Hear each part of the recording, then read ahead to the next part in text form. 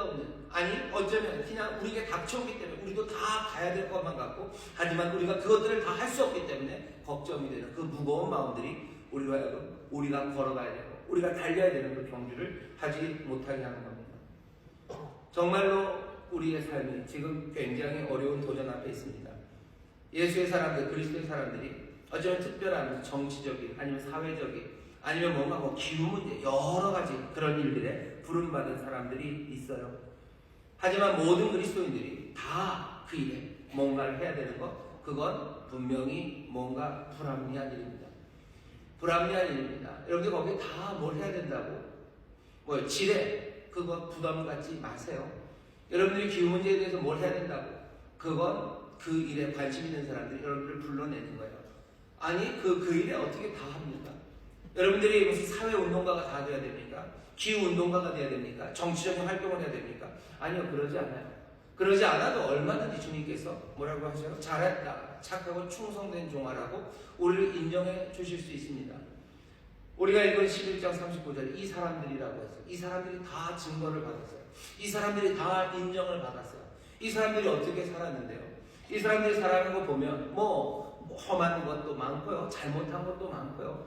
또 어떤 사람들은 이 방향에서, 어떤 사람들은 저 방향에서 다 살아갔어요. 하지만 이 사람들 몽땅 다 주님이 인정하는 사람입니다. 착하고 충성된 종아라고 우리를 부르셔. 우리가 달려가야 되는 경주, 그 경주가 있습니다. 내가 정말로 이 경주를 가볍게 달리기 위해서, 무거운 것을 벗어던지기 위해서 걱정을 벗어야 되는데, 그 걱정 중에 하나는 뭐예요? 세상 5만 가지 걱정들이에요. 세상 5만 가지 걱정에 마음을 써야 된다고 세상이 말합니다. 인터넷이 얘기하고 옆에 인터넷을 말하는 사람들이 얘기해요. 그것들을 올리는 사람들이 계속 여기에 대해서 뭐라고 생각하냐고, 이거 어떻게 해결하냐고 우리에게 요구합니다.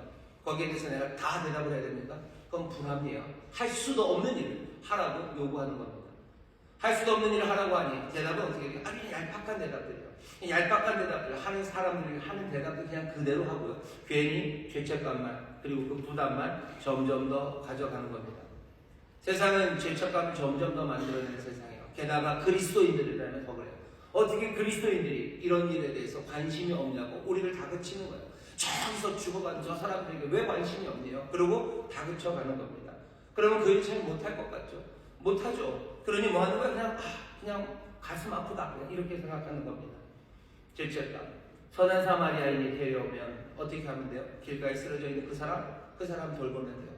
돌볼 의무가 있습니다. 하지만 그 선한 사마리아인이라도 저 세상 반대편에 쓰러진 그 사람들, 온갖 사람들, 그 사람들을 보살펴야 될 의무가 있습니까? 아니요, 그런 의무 없습니다. 그런 의무 없습니다. 그런 의무 없어요. 그런 의무가 있다면 그건 말이 안 돼요. 그건 말이 안 돼요. 그죠?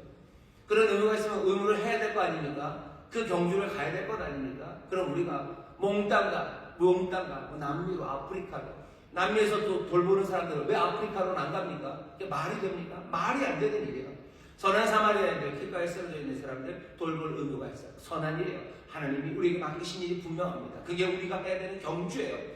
하지만 저 멀리 세상의 반대편에 쓰러진 온갖 사람들을 보살펴야 될 의무, 그건 없습니다. 모든 곳에 모든 사람들에게 부담을 느껴야 된다는 책임, 그 책임이 있다고 주장하는 것, 그건 이상한 거예요. 뭔가 연민을 느끼고 공감하는 것, 그것이 미덕인 것처럼 만들어냅니다. 공감하는 게 미덕이 아니에요. 배고픈 사람에게 할 수 있는 게 공감합니다 밖에 없죠. 아니, 공감하는 게 미덕이 아니라 배고픈 사람을 살리는 게 미덕이죠. 배고픈 사람을 살리려면 어떻게 해야 돼요? 먼 데 있는 사람들을 보살피는 게 우리가 의무가 아니라고 말해야 돼요. 그래야 내가 지금 내 앞에 있는 사람들, 이 사람들을 살리는 겁니다. 걱정을 덜으셔야 돼요. 걱정 무거운 거 덜으셔야 돼요. 세상 모든 사람들 다 도와줘야 되는 의무, 그런 거 그냥 후 버리셔요. 계속해서 인터넷에 와서 말할 겁니다. 뭘 어떻게 해야 된다고, 우리를 이걸 도와줘야 된다고. 그럼 그 사람들 안 도와줍니까? 어떻게 합니까? 걱정하지 마셔요. 걱정하지 마셔요. 거기서 뭔가 도울 거라고 기도해 주시면 돼요. 거기서 도우실 거고 하나님이 도우실 거예요. 그리고 거기에 대해서 내가 마음 아프고 그것 때문에 힘들고 그거 어찌할 바를 모르는 그 일로 가시면 됩니다. 내가 거기서 가서 그거 도울 것 아니면, 내가 거기 가서 내 삶을 드릴 것 아니면, 내가 거기서 염려하는 것, 그건 쓸데없는 걱정이에요. 정말로 그게 걱정이 되면 가시면 돼요. 그게 하나님의 내 부르심이면 거기 가서 그 사람들 도우시면 됩니다. 그런데 그거 아닌데 괜히 염려하고 온갖 염려 다 하면서 그냥 걱정하는 것, 그것은 내 삶을 어렵게만 만들 뿐입니다. 합리적이지도 않고 하나도 도움이 안 돼요. 한 60년 전쯤에 C.S. 루이스라는 분이 쓴 편지가 있어요. 그분이 한 얘기가 참 재밌습니다. 60년 전 얘기입니다. 이렇게 돼 있어요. 전 세계 슬픈 일을 매일 아침 접한다는 것은 신속한 뉴스 전달 체계가 낳은 해악 중 하나라는. 매일 아침마다 슬픈 이야기가 신문에 옵니다. 그게 무슨 유익이 있습니까? 그건 해악이에요. 소식이 빨리 전달되는 게 항상 좋습니까? 아니요. 슬픈 뉴스가 왔는데 어떡하라고요? 갑니까? 다 갑니까? 갈 수 없죠. 오면 어떡합니까? 그냥 아이고 가슴 아프네 하는 거예요. 나는 각 마을이 도울 수 있는 마을 내 질병과 가난의 마음을 써야 한다고 생각하네. 각 개인에게 자신이 도울 수 없는 불행에 마음을 쏟아야 할 의무가 있는 것 같지는 않아. 그런 의무는 우리가 아는 사람들에게 실제로 실천할 수 있는 사랑의 행위를 외면하는 도피수단이 될 수 있지. 요즘에는 뭔가를 걱정하는 상태 자체가 갸륵한 일이라도 되는 듯 생각하는 사람이 무척 많은 것 같네. 이 말이 제일 마음에 옵니다. 뭔가를 걱정하는 상태 자체가 갸륵한 것처럼, 뭔가 걱정하고 공감하는 것, 그게 미덕인 것처럼. 그게 아니죠. 우리가 도와야 할 상황이라면 다른 사람을 위해 자신의 삶을 내놓아야 해. 걱정하는 거, 어떡하지? 그러면 삶을 내놓아야 돼요. 아니랄 거면 걱정할 일도 아닙니다.